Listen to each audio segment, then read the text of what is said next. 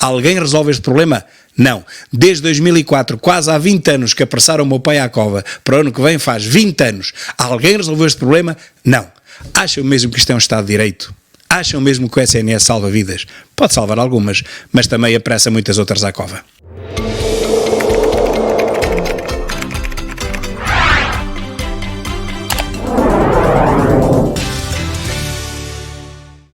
Meus caros, vivam, bem-vindos a este sobrevoar das notícias, de algumas das notícias mais importantes, pelo menos para mim, e de factos que às vezes parecem ser fediveres, mas não são.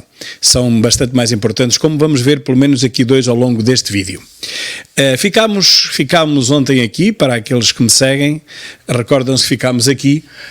Este boneco mais alto diz ao boneco baixinho que está à altura de ser candidato a presidente da República. Realmente é um país de bonecos. E algumas imagens de coisas que, entretanto, nesta guerra imensa entre as feministas, ou os feministas, que eu acho que são mais os feministas do que as feministas, do que então os feministas e os machistas, nesta guerra inacreditável, há agora a net inundada de imagens de coisas que são aceitáveis e inaceitáveis. Esta cena execrável do Dalai Lama parece ser aceitável, quando ele lança a língua de fora para o menino, parece que foi aceitado por toda a gente, ninguém achou aquilo estranho, já esta cena é inaceitável, mas há muitas mais.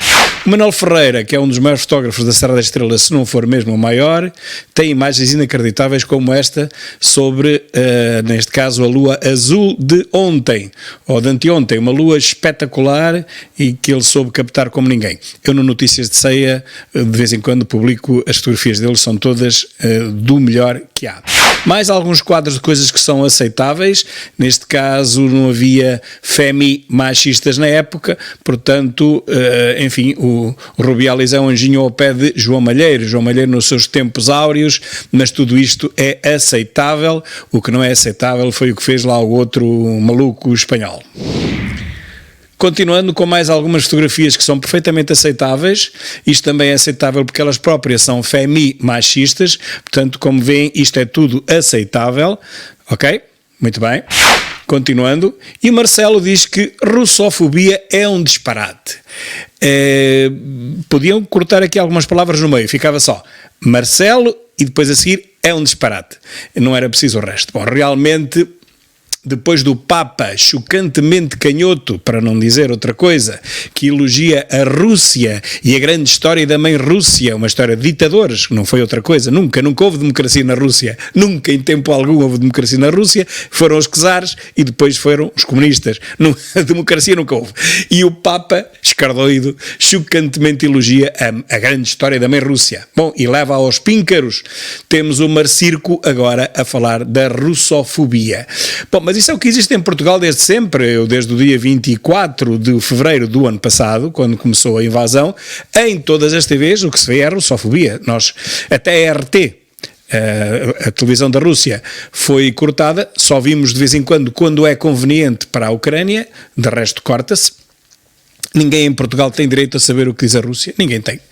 Só temos acesso ao que diz o Zelensky, que é dia e noite nas televisões. Eu condeno sem reservas a invasão da Rússia. Condeno sem reservas a invasão da Rússia. Portanto, nada de haver aqui trocadilhos. Agora, mas por aqui também temos tido grandes torturas à inteligência nacional. Sim, russofobia é o que temos tido e pouco mais. O meu vídeo de ontem, as notícias de ontem, podem vê-las, ainda estão fresquinhas. E depois temos aqui já notícias de hoje, a inflação aumenta para 3,7 em agosto devido aos combustíveis, era 3,1 para os mais distraídos, passou a 3,7, subiu 0,6. E como 53%, alguns dizem mais, alguns chegam a dizer 61%, contas feitas de outra forma, do preço dos combustíveis vai para impostos, como todos nós sabemos, sempre mais de 50%, conclui-se que o Estado português, ou seja, António Costa, é o grande e principal responsável pelo sacrifício mensal a que se tem submetido comprometido os portugueses. Portanto, a guerra da Rússia leva com as culpas, mas depois metade do lucro imenso é para o Estado. Com certeza que as gasolineiras não têm um lucro igual, pois se metade do produto final vai para o Estado, nem que as gasolineiras tivessem lucro total, não chegava a 50%. Mas não, as gasolineiras têm que pagar o combustível para refinarem e depois a refinação. Portanto, as gasolineiras ganham talvez 1/5 do que ganha o Estado. E não há problema. Ontem recebeste a prendazinha de Nova Iorque, mesmo, original, muito obrigado, muito obrigado. E lá estamos nós com o bordalo, com o extremo esquerdoido e com as touradas. Bom, eu devo dizer que eu nunca fui adepto de touradas, grande adepto de touradas, mas nada tenho contra elas, desde que não matem o touro ali à frente de toda a gente, crianças, etc. Isso eu acho infame. Em Portugal isso é proibido. Acho que só em Barrancos é que é permitido. A Espanha é em todas as touradas. Pronto, eu nunca fui nem nunca serei adepto dessas coisas, não sou fanático de coisa nenhuma, mais uma vez digo e devagar, eu só sou fanático de Portugal, de resto não sou fanático de mais nada. Olha, nem de clubes de futebol, nem de religiões, nem de vacinas, nem de para um lado e para o outro, nem de alternações bimbáticas e nem de ideologias políticas. Eu nem sequer sou fanático de ideologias políticas, acredito na minha, mas não sou fanático. Não terei razão em tudo, com certeza absoluta haverá coisas em que eu não terei razão. Agora é assim, isto de qualquer maneira é infame. Pôr o touro a esmagar uma pessoa e a meter-lhe bandarilhas na pessoa e com sangue, isto não é realmente nada que se possa aprovar. Mas é isto, e as televisões dão palco a este tipo. Enfim. Morreu o ensino, isto é uma reflexão que eu fiz a tradução ontem, não é minha. Morreu o ensino, renasceu a ignorância. Agoniza a inteligência e emerge a estupidez. É assim que também estamos em Portugal em 2023. Rima e é verdade. Diz André Ventura que seria difícil avançar contra Passos Coelho no caso dele ser candidato, mas não será. Não será, Passos Coelho não será candidato a Presidente da República, de certeza absoluta. Podem tirar daí o cavalinho da chuva, que não será. Não podemos aceitar que nos impeçam de ir a eleições. Venho agora a saber que há um partideco com 0,1% chamado Partido da Terra, que vai fazer queixa do Estado português se o Chega lhe for permitido concorrer às eleições à Madeira. Meus caros, o Chega é um partido que está legal. Tem problemas internos de congressos, conselhos nacionais, tem problemas de normalização estatutária interna porque o Tribunal Constitucional não aceitou nenhum dos últimos 4 congressos. Por motivos formais. Por exemplo, no último foi porque a convocatória não estava bem feita segundo o Tribunal Constitucional. Nada tinha a ver com o Congresso ou com a Convenção, neste caso foi a 5ª Convenção. Foi apenas por causa da convocatória do Conselho Nacional. Bom, e já a anterior acabou da mesma maneira, as anteriores também, portanto em 5 convenções, já disse isto várias vezes, 4 foram ilegalizadas. Mas o partido está legal. E se o partido está legal, o partido pode concorrer às eleições como todos os outros. Tem dificuldades internas em termos de ordenamento, digamos, do seu edifício jurídico. Há normas que não foram aceitas pelo Tribunal Constitucional, muito bem, mas o partido está legal. E estando legal, não há outro remédio. Ele tem que concorrer como todos os outros que estão tão legais como ele. Ok? A ver se percebem isto uma vez por todas. Pedro Pinto virá amanhã, 2 de setembro, à Feira do Vinho do Dão, às 17 horas. E depois, mais tarde, virá à Feira Franca a Viseu. Já lá iremos. Detido um homem de 62 anos, suspeito da autoria de 2 incêndios. Calma que este é 2, mas vai aparecer um que é um bocadinho mais de 2, já vamos ver. 2 incêndios florestais ocorridos nos dias 26 e 30 de agosto no Tramagal. 2 incêndios. Vocês podem pensar que é muito, não é? Mas esperem mais um pouco. Infelizmente, o nosso único estabelecimento de ensino em Ceia, a Escola Superior de Turismo e Hotelaria, continua abandonada, nem os estudantes querem dela saber. Nem a tutela, nem os estudantes.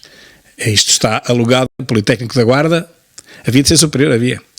O ensino é que é superior, ou alegadamente é, só que apenas entraram 21 alunos das 120 vagas apresentadas. Aquela escola tem lugar para quase 500 alunos, 480, salvo erro. E já lá estiveram, cerca disso, nos primeiros anos. Agora não está lá ninguém. Entraram 21 alunos das 120 vagas apresentadas. Para o curso de Turismo e Lazer, isto é o exemplo do que se passa nos politécnicos do interior. Isto é um exemplo, não estou a criticar este politécnico, são todos mais ou menos iguais. Para o curso de Turismo e Lazer, apresentaram 27 vagas, só 3 alunos é que as ocuparam. 3 candidatos para 27 vagas. Para Gestão Hoteleira, outro curso, em 30 vagas só entraram 13. Em 30 entraram 13. E para Catering, para 27 vagas entraram 5. Vejam o desprezo que a população estudantil tem para esta escola. Gestão de Turismo e Hospitalidade, que eu nem sabia que havia este curso, com 30 vagas, imaginem quantos entraram? Bola. Nenhuma entrada. Ninguém concorreu. Sabem que para concorrer para estes politécnicos do interior basta 9,5. Toda a gente pode concorrer, toda a gente tem 10. Se não tiver 10 não passa. Portanto, todo o aluno mais fraquinho tem que ter 10. Para aqui é só preciso 9,5, imaginem. E mesmo assim, está completamente às moscas, mas há muitos anos. Eu tenho dito isto na Assembleia Municipal de Ceia, enfim, há sempre alguém que quando eu saio me corta na casaca, quando eu lá estou não corta, mas quando eu saio corta. Mas agora vão ter que levar com isto outra vez, porque isto é uma vergonha. Há anos que isto é assim, cada vez há menos alunos, eu nem sei como é que esta escola ainda está aberta. Isto não justifica a luz que gasta, ok? Uma escola brutal, custou uma fortuna, completamente às moscas, completamente sem ninguém. Se não fossem os palopes que de vez em quando vêm aqui, até sírios já cá vieram, que nem falam inglês, nem falam português, nem falam nada, para fazer, como é que é? Erasmus. É isto que nós temos. Ora, agora vamos falar outra vez de incêndios. E também tem um 2. Detido por atear, não 2, mas 20 fogos. Detido por atear 20 fogos, meus caros, foi libertado hoje devido à greve dos funcionários judiciais. Como sabem, os funcionários judiciais estão todos em greve. Hoje ia entrar também a lei da amnistia, não sei se entrou, talvez tenha entrado em alguns locais, noutros é por isso. Portanto, meus caros, 20 incêndios.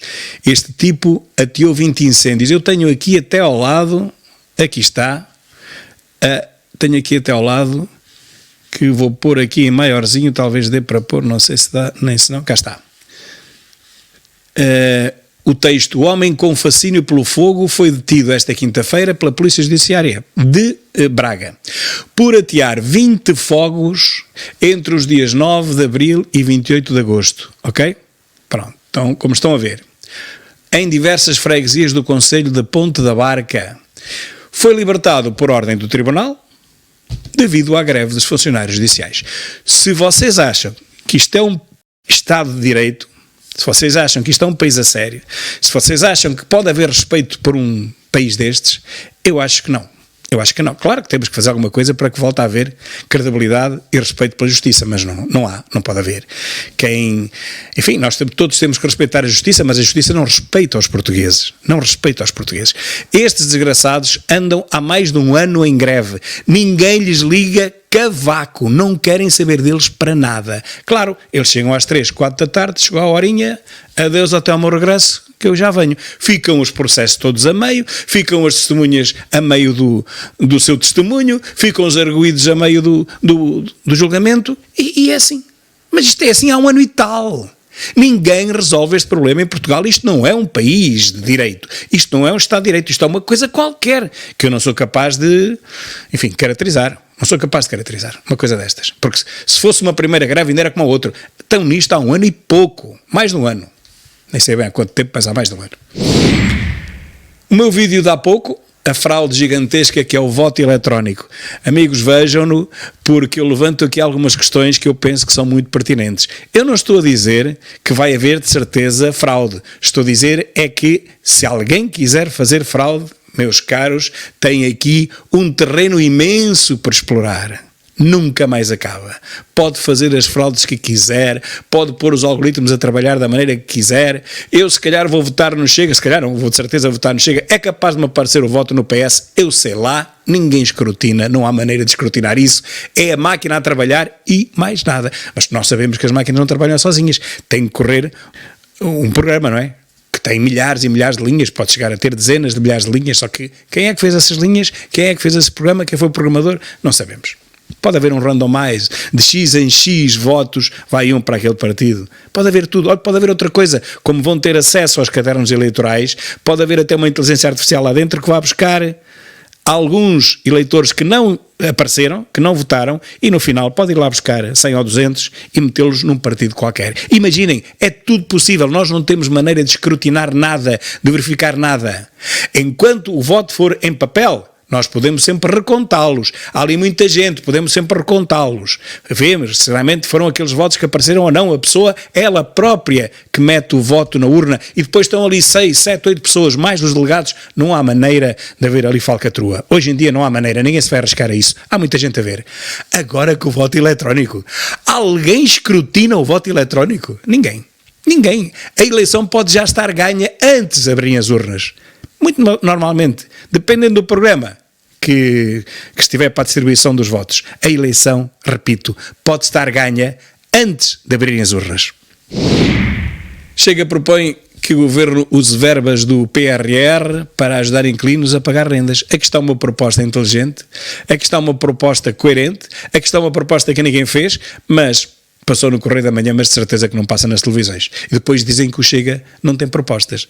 Quando o Chega tem 300 e tal propostas na Assembleia da República, nenhuma é aprovada. Nenhuma. 350, salvo erro este ano, na legislatura. Nenhuma foi aprovada. O Centrão aprova propostas de todo lado. O Chega, bola. Eu não sei... A proposta mais justa que houver, tratar as criancinhas que estão doentes, se vier da parte do Chega, é chumbada. É inacreditável isto. É um país completamente capturado, antigamente pelo PS e a seguir vai ser pelo Centrão. O próximo governo, se nós não fizermos nada, vai ser PS-PSD. Já expliquei isso várias vezes em vários vídeos. E cá está Pedro Pinto, amanhã, à noite, aqui à tarde é em Nelas, à noite, aqui às 21 horas, na visita à Feira de São Mateus, lá estaremos todos, uma grande comitiva da nossa distrital de Viseu, à espera do Pedro Pinto. E a coisa acabaria bem se eu não tivesse visto o que vi há pouco na SIC, que foi um vídeo que eu nem vou comentar. Vou só recordar uma coisa. Aquilo que eles aqui vão mostrar sobre a dança macabra das ambulâncias, dança macabra das ambulâncias é o nome que eu dei àquilo que aconteceu ao meu pai em 2004, que é um doente de Ceia, este que vocês vão ver é de Celurico, é muito mais perto ainda, Ceia é muito mais longe, é mandado para a Guarda, da Guarda vai para Coimbra, anda para a esquerda, imaginem, anda para leste, para a Espanha e depois anda para o oeste, ok? Passa em Viseu.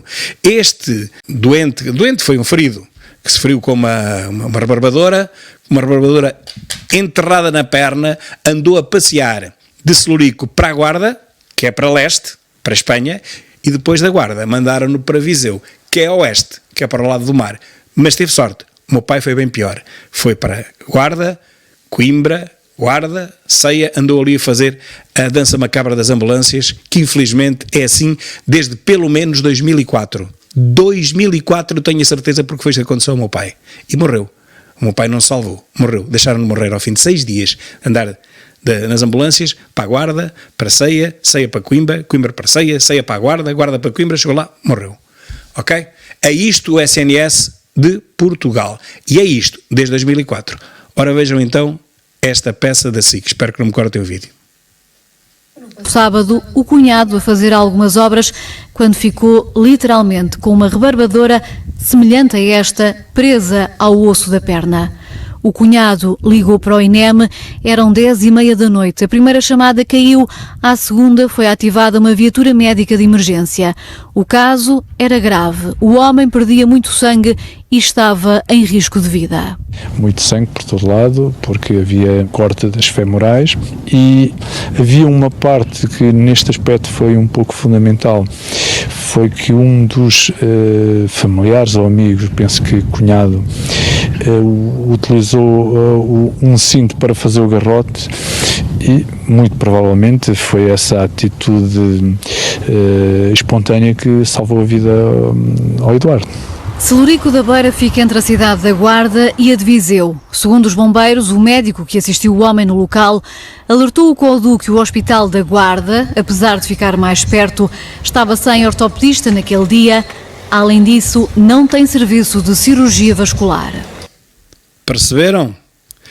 Perceberam isto? O médico alertou. que, para além de não haver ortopedia, geralmente não há na Guarda. Não há nada, na Guarda não há nada, aquilo é uma desgraça. É preciso muita sorte para haver alguma especialidade a funcionar. E também não havia cirurgia vascular, ele tem as veias cortadas, é preciso haver cirurgia vascular. Na Guarda não há. Mesmo assim, levaram-no para a Guarda, percebem ou não? É para ver se ele morria, só pode ser, não é? Só pode ser. Segundo o relato de um dos operacionais, eles ouviram algumas vezes o médico da VMER passar dados para o CODU a referenciar que na Guarda não havia ortopedia. Mas, como devem entender, não se ouviu o que está do outro lado, e o certo é que a vítima foi encaminhada para o hospital, para o LS Guarda. Ou seja, meus caros, isto é um crime. Esta dança macabra das ambulâncias é um crime. Aqui há uns 2 anos, talvez, houve um grande acidente na A25, vários feridos, acho que eram 4, tinham ossos partidos, portanto era preciso ortopedia, iam levá-los todos para a Guarda, não havia ortopedia na Guarda. A sorte foi que ia passar um médico e disse: mas para onde é que vocês vão levar estes homens? Que têm fraturas até expostas? Na Guarda não há ortopedia. Para onde é que vocês vão levar?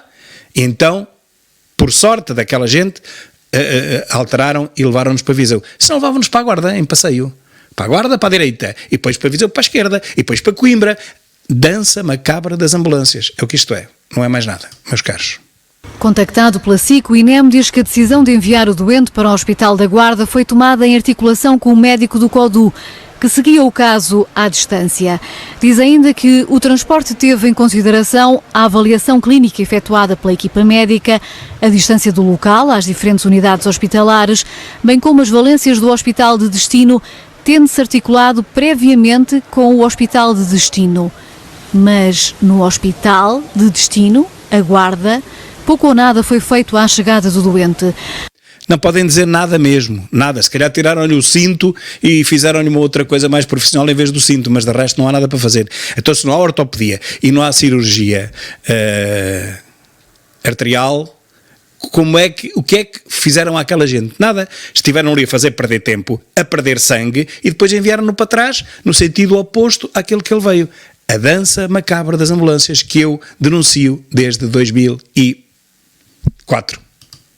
A SIC, a direção clínica, explica que o homem deu entrada por volta das 11h30 da noite, foi de imediato assistido na sala de emergência médica do Serviço de Urgências, onde os médicos consideraram que o doente deveria ser transferido para um serviço de urgência polivalente, o qual contempla cirurgia vascular, que não existe na Guarda. Como é óbvio, e toda a gente sabia que não existia na Guarda. Para que é que levam estes doentes em perigo de vida para um lado que sabem que não há nenhuma maneira de o socorrer? E depois, por absurdo, vejam bem, é requinte de malvadez, depois têm que o levar para trás e passam outra vez no sítio em que houve o acidente. Passam na mesma, em Celurico. Reparem, Celurico é aqui, né? A Guarda é ali e Viseu é aqui. Vai daqui para ali e depois da Guarda vai para Viseu e tem que passar em Celurico. Não há nada mais absurdo do que isto, meus caros. Eu não encontro nada mais absurdo do que isto. Isto não é normal. O homem fez cerca de 30 km para chegar ao hospital e 40 minutos depois foi transferido para Viseu, numa viagem de mais 80 km. Vejam isto. Está aqui no mapa tudo explicado. Espero que estejam a ver aqui no mapa, se calhar não estão, mas desde Celurico para a direita, como estão a ver, Guarda, e depois volta outra vez para Celurico e vai para o contrário até Viseu. E se for caso disso, até vai para Coimbra, que ainda é mais para a esquerda. Portanto, toda a viagem que se faz para a direita é inútil. Agora vejam, Ceia, por exemplo, ainda está antes de Celurico, ainda está mais longe. Daqui vão os doentes para a Guarda inutilmente, em vez de fazerem 30 e tal quilómetros, que é de Celurico à Guarda, de Ceia são 64. São 64 quilómetros no sentido contrário ao do socorro, no sentido oposto ao do socorro. Passou-se comigo, com uma cirurgia que fiz na mão, passa-se com muita gente que eu conheço. Vai-se para a Guarda inutilmente. Depois da Guarda mandam para Coimbra, mandam totalmente para a esquerda. Andamos ali 130 quilómetros, que é 65 números redondos, mais 65 no sentido contrário, 130 quilómetros completamente escusados. É isto que eu chamo aquilo que já chamei várias vezes, a dança macabra das ambulâncias, meus caros, é isto. Andou para trás para passar novamente ao lado de Celurico da Beira. Se tivesse seguido diretamente para Viseu, teriam bastado cerca de 40 minutos para chegar ao hospital onde continua internado. Indo para a Guarda e depois para Viseu, com certeza que não se ganhou tempo, não é evidente. Agora, se tivesse ido logo para Viseu, se ganharíamos, porque na Guarda houve alguns procedimentos médicos que entretanto se fizeram, se ganharíamos ou não tempo, não posso dizer. O homem, sapador florestal, já não corre risco de vida, mas mantém-se o risco de amputação da perna. O garrote aplicado para estancar o sangue terá sido essencial para travar uma hemorragia fatal. Mas quanto mais cedo fosse retirado, maior poderia ser a probabilidade de evitar lesões que decorrem da falta de oxigenação. Como é óbvio, meus caros, como é óbvio, vejam este exemplo, porque isto acontece aqui desde Ceia todas as semanas, para não dizer todos os dias não direi, mas há de haver muitos dias seguidos em que isto acontece, porque eu sei, isto é uma terra pequena, toda a gente sabe o que se passa. Pais de amigos meus, até conhecidos, bora para a Guarda e da Guarda, bora ao contrário. Todos os dias, todas as semanas, pelo menos isto acontece. Alguém resolve este problema? Não. Desde 2004, quase há 20 anos que apressaram o meu pai à cova, para o ano que vem faz 20 anos. Alguém resolveu este problema? Não. Acham mesmo que isto é um Estado de Direito? Acham mesmo que o SNS salva vidas? Pode salvar algumas, mas também apressa muitas outras à cova. Meus caros, muito obrigado por tudo. Não esqueçam que aqui em baixo podem ajudar o canal. Como sabem, ele já não é monetizado pelo YouTube, não faz mal, também não tem publicidade, vê-se melhor, não tem que ser chateados com publicidade de 5 em 5 minutos. Um grande abraço a todos, tem aqui 2 formas de ajudar o canal, se quiserem, se acharem que vale a pena. Um grande abraço então e até amanhã. Muito obrigado.